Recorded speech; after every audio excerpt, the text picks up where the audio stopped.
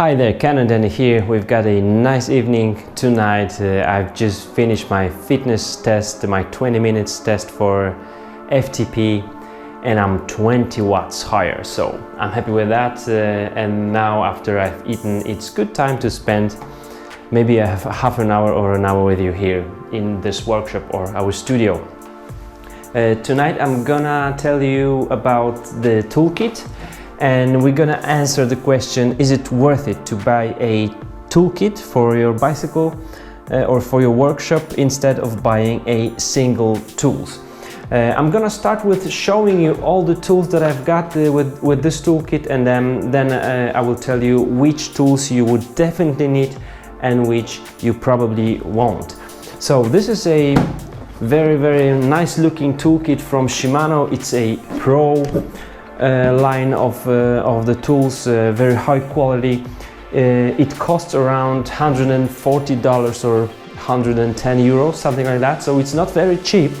It's not super expensive either. And now let me show you those tools we've got here.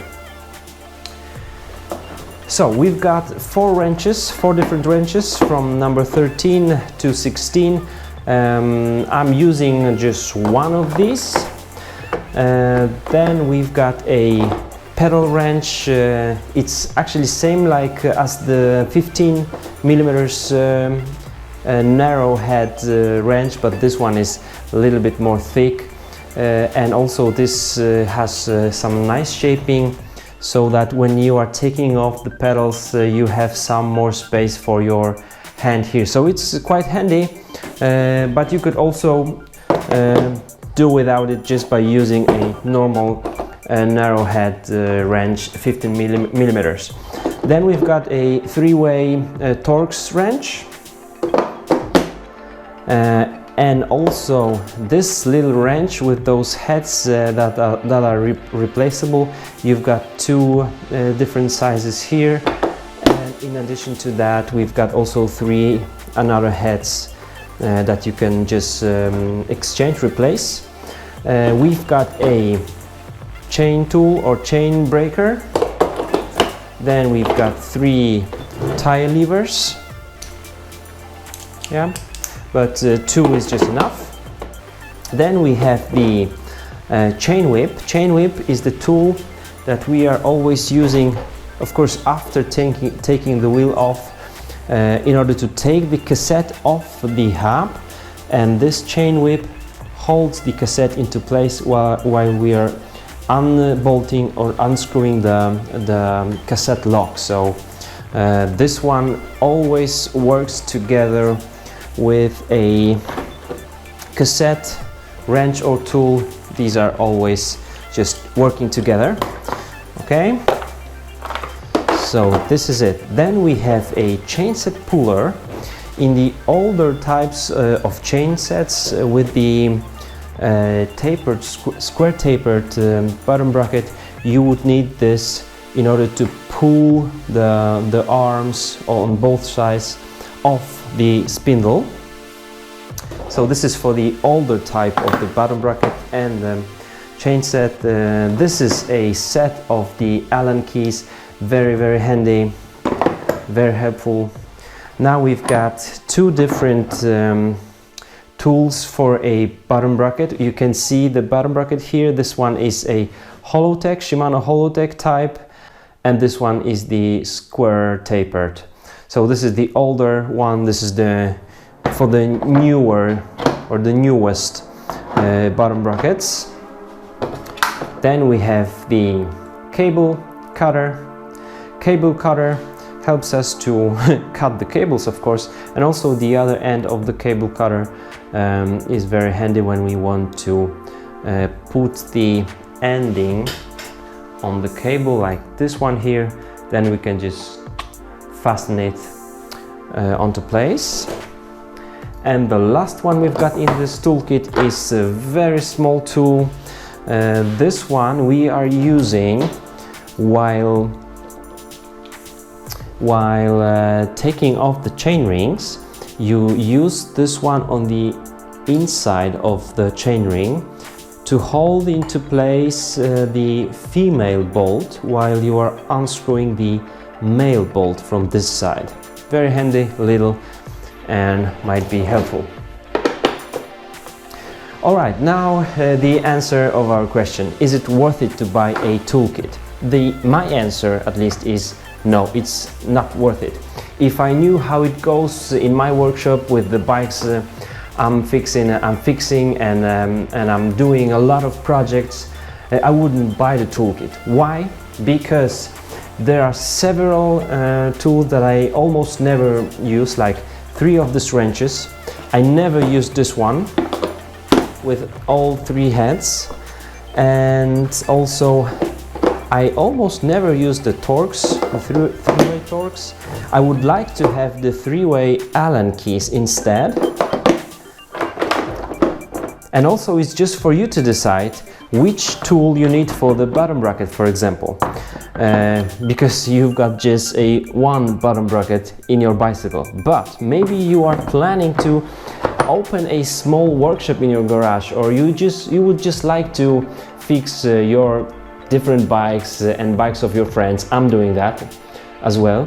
Then you may wanna need some more tools, but still I would rather just start by buying these that you need. In that way you will just save money and you will have all you need, because I have this toolkit and I still need a lot of tools. So which ones are just standard and you will definitely need it? You definitely need the tire levers. You don't need 3, but 1 is maybe just not enough. I would say 2 tire levers. You need the chain breaker, that's for sure, because you will be taking chains off the bike and replacing the chains. You would need, of course, you would need wrenches, but you have to know which one you need. I think I was just using the 15 millimeters for some hubs in the wheels, and then I need also 18 millimeters, but these are only from 13 to 16, so 3 of these I don't use them. And then 15 is enough for the pedals, so you don't need the pedal specific wrench, and also some of the pedals can be taken off or assembled to the crankset only by using the Allen keys, so you don't really need a pedal wrench. You need the chain whip, and the chain whip, as I said, works with this one, with the cassette tool. So this here, you need the Allen keys, but maybe not so many. You would need for sure number 4, 5 and 6 millimeters. This cage for those Allen keys is very handy for me, because when I'm going to, for example, install a Campagnolo crankset, this is so durable. I can just use it as my extension, because when I need to get to the bolt that is just deep into the bottom bracket, I can use it just that way, and it works fine for me. So at least 4, 5 and 6 millimeters Allen keys. Then one of these for the bottom bracket, the older type, the newer type, Holotech. The cable cutters, you need definitely the cable cutters. And this one for the chain rings, well, you don't need it. You don't need it. You may use some other methods in order to hold the female bolts into place. So this is not that much really, but there are some more I need, and this is the hammer. I really recommend using a high quality hammer. This one is very, very comfortable to hold. It has 2 heads, and also the plastic head that you use for like a chain set removal or fork removal, it's also removable. So this is a Park tool, this is high quality, and I'm very, very pleased with how this one works. So if you wear this one down, you can replace it. Great. The other thing is you will need, of course, the spoke wrenches, and you need those specifically for your wheels, or the wheels of the bikes that you are you are going to be working on. So these are different types of nipples in our wheels, so you have to know which one you need. If you've got like the arrow spokes, you would need also the spoke holder. These here on my Merida are not arrow, but these are used to hold the spoke in place while you are screwing the wheel, right? Using just those two tools. So you need those. And in order to maintain a drivetrain properly and save a lot of money, you will need a chain wear indicator. That's the tool that will show you when to replace the chain. You need that definitely. It's very cheap and it saves a lot of money for you. And then I'm using also the spanner from Park Tool. It works for the oldest types of bottom brackets, and also for my hedgehog forks it works just fine.